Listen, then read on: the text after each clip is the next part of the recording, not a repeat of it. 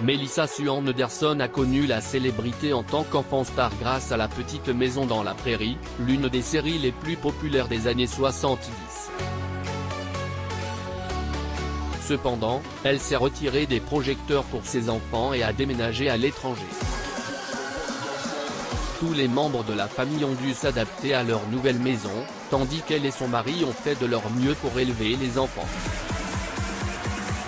À 60 ans, l'actrice semble plus heureuse que jamais et tout aussi belle sur les photos de famille avec ses enfants adultes et son mari. Melissa Sue Anderson est surtout connue à Hollywood pour avoir joué le rôle de Mary Ingalls, la grande sœur de Laura, dans la série La Petite Maison dans la Prairie. Vous vous souvenez peut-être que son personnage est devenu aveugle dans la 4e saison, mais sa performance lui a valu une nomination aux Emmy Awards. Melissa Sue Anderson dans le rôle de Mary Ingalls, Michael Landon dans le rôle de Charlie Ingalls, Lindsay ou Sidney Greenbush dans le rôle de Carrie Ingalls, Melissa Gilbert dans le rôle de Laura Ingalls Wilder, Karen Grassley dans le rôle de Caroline Kinney Holbrook Ingalls.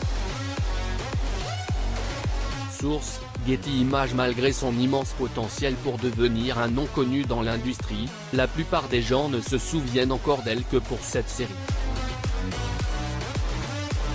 Mais c'est pour une raison bien précise, Anderson ne pensait pas faire de la comédie son objectif principal dans la vie.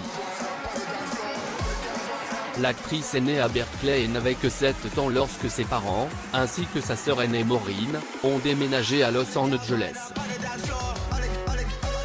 Ils ont ensuite rencontré un agent artistique qui a aidé Anderson à décrocher plusieurs spots publicitaires. Melissa Gilbert dans le rôle de Laura Elizabeth Ingalls, Melissa Sue Anderson dans le rôle de Mary Ingalls.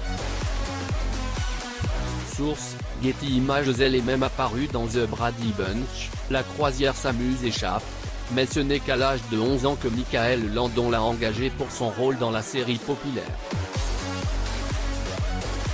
Malheureusement, plusieurs événements se sont produits dans sa vie personnelle, comme le divorce de ses parents lorsqu'elle avait 13 ans.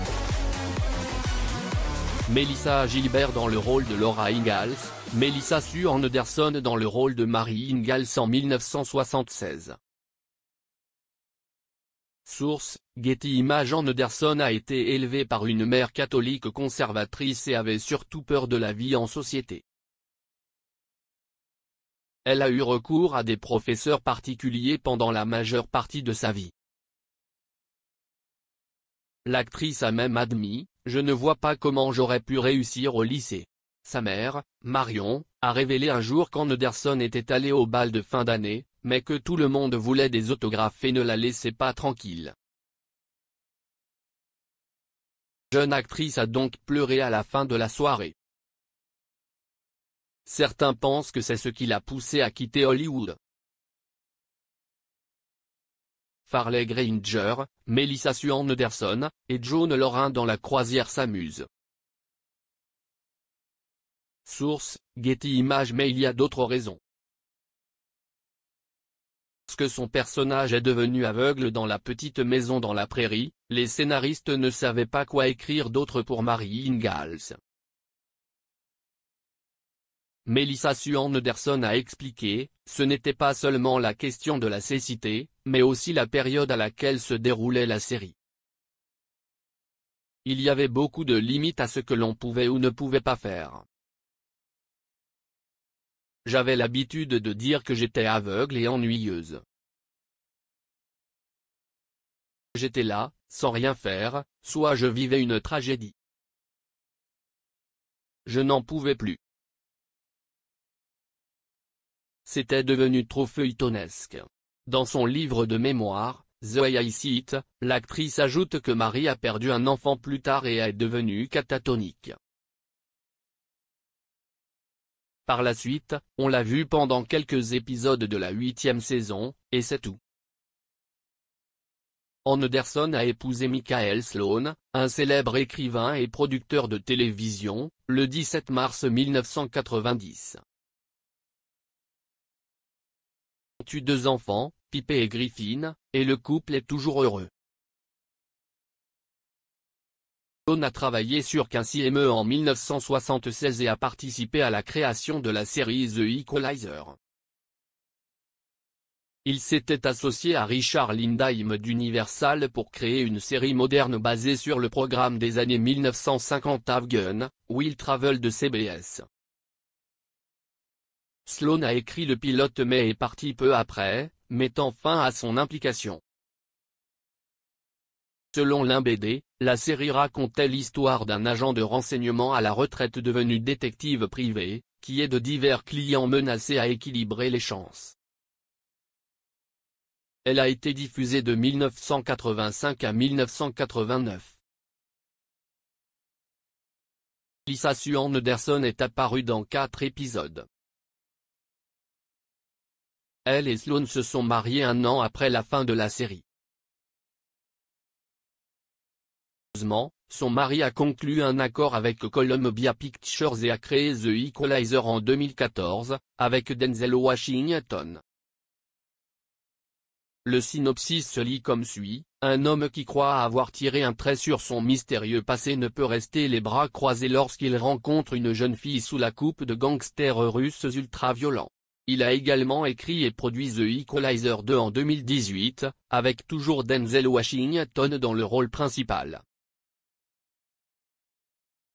Robert McCall se bat pour rendre justice aux exploités et aux opprimés, mais jusqu'où ira-t-il lorsqu'il s'agit de quelqu'un qu'il aime? Peut-on lire dans le résumé. Fans de la franchise cinématographique seront ravis d'apprendre que The Equalizer 3 sortira dans le courant de l'année. Il y a encore peu d'informations sur l'intrigue, mais Michael Sloan est crédité en tant que producteur, et le film devrait donc rester fidèle au premier volet. Cependant, il est difficile de dire si elle sera liée à la série actuellement diffusée, qui a débuté en 2021 sur CBS avec Queen Latifah dans le rôle principal. Le synopsis se lit comme suit: une figure énigmatique qui utilise ses vastes compétences pour aider ceux qui n'ont nulle part où se tourner. Bien que Sloan semble actuellement très occupé, Melissa Sue Anderson et lui ont disparu d'Hollywood pendant longtemps.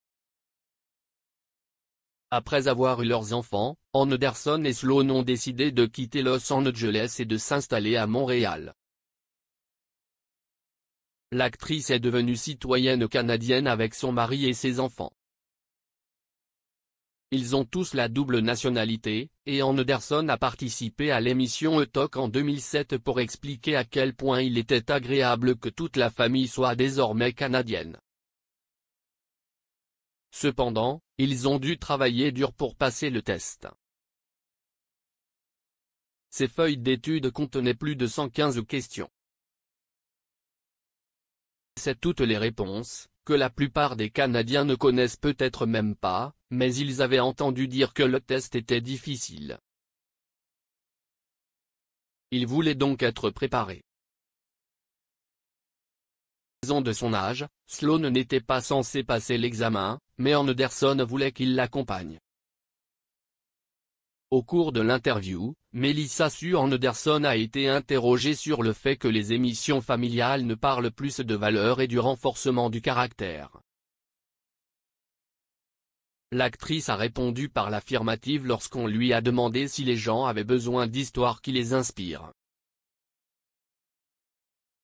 Elle a également mentionné que Friday Night Lights était une série fantastique avec une excellente écriture qui décrivait des personnes apprenant de leurs pires expériences.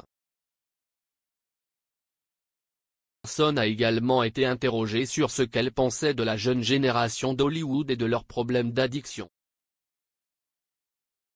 L'actrice a déclaré qu'elle n'avait pas subi la même pression que parce que les enfants stars ont commencé à gagner plus d'argent plus tard. Elle ne pense pas que les enfants devraient travailler comme ça ou recevoir ce genre d'argent si tôt dans la vie. Après son rôle dans The Equalizer, Melissa Sue Anderson a quitté les feux de la rampe et n'a pas beaucoup joué pendant qu'elle élevait ses enfants. La plupart du temps, elle voulait les tenir à l'écart des projecteurs et de la frénésie d'avoir un parent célèbre. L'actrice a déclaré: « Je me suis complètement retirée pendant 5, 6, 7 ans. Elle avait quelques petits boulots, mais tout était vraiment pour les enfants. » Pendant son passage dans la petite maison dans la prairie, Anderson a vu comment Michael Landon traitait ses propres enfants. Ils étaient là, et on l'arrêtait pour lui demander des autographes à l'une des fêtes d'anniversaire de sa fille.